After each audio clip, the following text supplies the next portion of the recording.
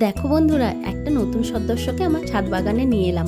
নমস্কার বন্ধুরা, আমি অনন্যা ফুলের জাদুঘরে তোমাদের অনেক অনেক স্বাগত জানাই। তো চলো বন্ধুরা, তোমাদের শুরু থেকে বলি। মেয়েকে যখন স্কুলে ছাড়তে যাই তখন দেখি রাস্তার পাশে এই সুন্দর গাছটি। তো যথারীতি তাকে তোলার চেষ্টা করলাম, দেখা গেল একটা ছিঁড়ে গেছে। তারপরে কষ্ট করে এটাকে তুললাম, দিয়ে নিয়ে এলাম বাড়িতে। এবার দেখো এই গাছটাকে আমি পট লাগাবো। এটা দইয়ের ভাঁড় একটা আমার বাড়িতে ছিল, সেটাকে ইউজ করব। আর দেখো এইখানে আমার মাটি রেডি করা থাকে, আগে গোবর সার, তারপরে মাটি বালি দিয়ে রেডি করা থাকে গাছ লাগানোর জন্য। তাই এটা দিয়ে দিলাম। এরপরে গাছটাকে বসিয়ে দেবো।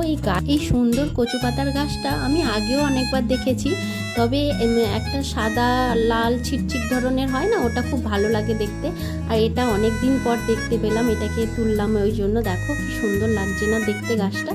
এবার দেখো এটাকে আমি বসিয়ে দিচ্ছি এইভাবে মাটিতে, তারপরে একটু জল দিয়ে দেবো, দিয়ে ওকে রেখে দেবো। তো চলো আজকের মতো টাটা, দেখা হচ্ছে পরের একটি ভিডিওতে।